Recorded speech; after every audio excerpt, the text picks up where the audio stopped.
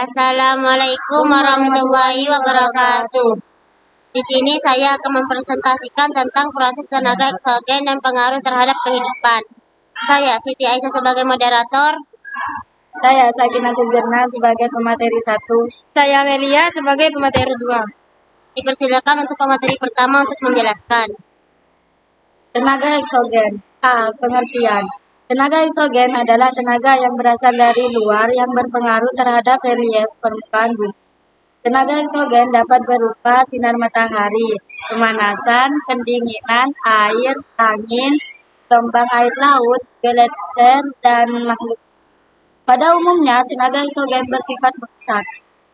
Dipersilakan untuk pemateri kedua untuk menjelaskan. B. Jenis-jenis tenaga eksogen.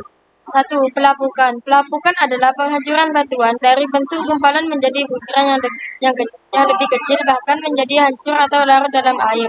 Proses pelapukan dapat dikatakan sebagai proses penghancuran massa batuan melalui media penghancuran. Jenis-jenis pelapukan. 1. Pelapukan fisik atau mekanik. Pelapukan mekanik adalah proses penggigisan dan penghancuran bongkahan batu jadi bongkahan yang lebih kecil, tetapi tidak mengubah unsur kimianya. Persilakan untuk pemateri kedua untuk menjelaskan. 2. Pelapukan organik. Penyebabnya adalah proses organisme, yaitu binatang, tumbuhan, dan manusia. Binatang yang dapat melakukan pelapukan.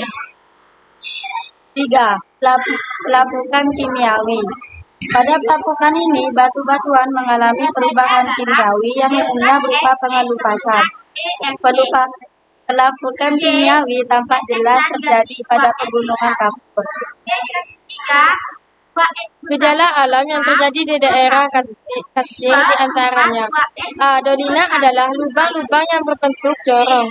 Dolina dapat terjadi karena erosi atau pelarutan, atau karena runtuhan. Dolina terdapat hampir di semua bagian pegunungan kapur di Jawa bagian selatan, yaitu di Pegunungan Seribu. B. Gua dan sungai di dalam tanah. Di dalam tanah kapur mula-mula terdapat celah atau retakan. Retakan akan semakin besar dan membentuk gua-gua atau lubang-lubang karena pengaruh larutan. Jika lubang-lubang itu berhubungan, akan terbentuklah sungai-sungai di dalam tanah.